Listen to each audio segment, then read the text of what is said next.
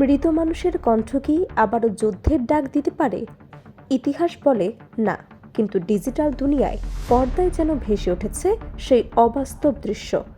আর তাতেই মধ্যপ্রাচ্যের আকাশে ঘনিয়ে উঠেছে নতুন ঝড়ের আশঙ্কা।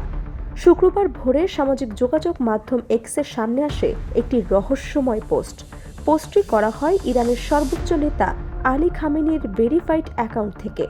বিষয়টি আরও বিস্ময়কর এই কারণে যে কয়েকদিন আগেই তার মৃত্যুর খবর ছড়িয়ে পড়ে আন্তর্জাতিক বিভিন্ন মাধ্যমে।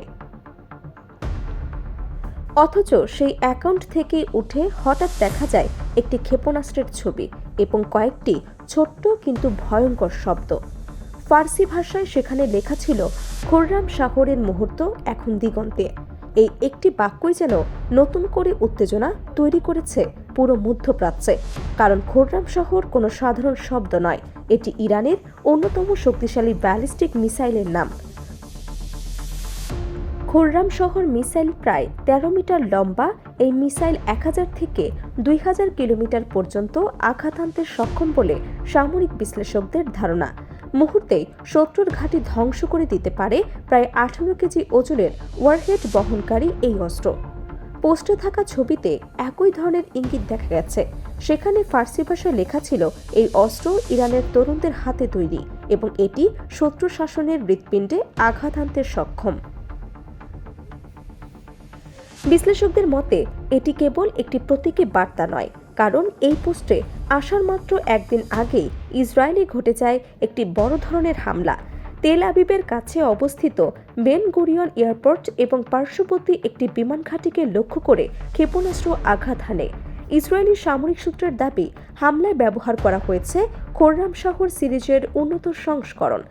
বিভিন্ন প্রতিবেদনে বলা হচ্ছে, ইরানের সামরিক বাহিনীও পরোক্ষভাবে এই হামলার দায় স্বীকার করেছে। তাদের দাবি, প্রায় ১ টন বিস্ফোরক বহনকারী মিসাইল সরাসরি ইসরায়েলের গুরুত্বপূর্ণ অবকাঠামোকে লক্ষ্য করে নিক্ষেপ করা হয়েছে। এই ঘটনার পর থেকেই যুক্তরাষ্ট্র ও ইসরায়েলের নিরাপত্তা মহলে তৈরি হয়েছে তীব্র উদ্বেগ। ওয়াশিংটনের রাজনৈতিক অঙ্গনেও উত্তেজনা বাড়ছে। বিশেষ করে সাবেক মার্কিন সামরিক কর্মকর্তারা প্রশ্ন তুলেছেন সাবেক প্রেসিডেন্ট ডোনাল্ড ট্রাম্পের ঘোষিত সামরিক পরিকল্পনা নিয়ে। তাদের দাবি, কথিত অপারেশন এপিক ফিউরি আসলে বড় কোনো কৌশলগত পরিকল্পনা নয়, বরং এটি যুক্তরাষ্ট্রের আসন্ন মধ্যবর্তী নির্বাচনের আগে রাজনৈতিক সমর্থন আদায়ের একটি প্রচেষ্টা হতে পারে। এখন সবচেয়ে বড় প্রশ্ন হলো, যদি খামেনি সত্যি মারা গিয়ে থাকেন, তাহলে তার এক্স অ্যাকাউন্টটি পরিচালনা করছে কে? এটি কি ইরানের ভেতরের কোনো কট্টরপন্থী সামরিক গোষ্ঠীর বার্তা, নাকি পুরোপুরি পরিকল্পিত একটি মনস্তাত্ত্বিক যুদ্ধ? বিশ্লেষকদের মতে আধুনিক যুদ্ধে শুধু অস্ত্রই নয়, তথ্য এবং বিভ্রান্তিও একটি বড় শক্তি। ডিজিটাল প্ল্যাটফর্মকে ব্যবহার করে প্রতিপক্ষকে মানসিকভাবে দুর্বল করা এখন অনেক দেশের কৌশলের অংশ। মৃত নেতার নাম ব্যবহার করে বার্তা ছড়ানো হলে তা মানুষের মনে আরও বড় ধাক্কা তৈরি করতে পারে, যা সরাসরি যুদ্ধের আগুন না জ্বালালেও ভয় এবং অনিশ্চয়তার আবহ তৈরি করে।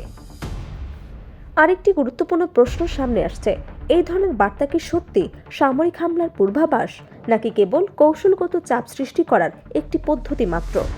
এই ঘটনার প্রভাব শুধু রাজনীতিতেই সীমাবদ্ধ নয়, বিশ্ব বাজারেও এর প্রতিক্রিয়া দেখা দিতে শুরু করেছে। বিশেষজ্ঞরা আশঙ্কা করছেন, মধ্যপ্রাচ্যে উত্তেজনা বাড়লে বৈশ্বিক জ্বালানি বাজারে বড় ধরনের অস্থিরতা দেখা দিতে পারে। ভারত মহাসাগর থেকে লোহিত সাগর পর্যন্ত বিভিন্ন গুরুত্বপূর্ণ নৌপথে ইতিমধ্যেই সামরিক তৎপরতা বাড়ানো হয়েছে। সব মিলিয়ে পরিস্থিতি এমন এক অদ্ভুত বাস্তবতার দিকে ইঙ্গিত করছে, যেখানে যুদ্ধের ময়দান শুধু সীমান্তে নয়, ছড়িয়ে পড়েছে ডিজিটাল জগতেও। আর সেই ডিজিটাল ময়দানে কখনো কখনো মৃত মানুষের নামও হয়ে উঠতে পারে নতুন সংঘাতের বার্তাবাহক।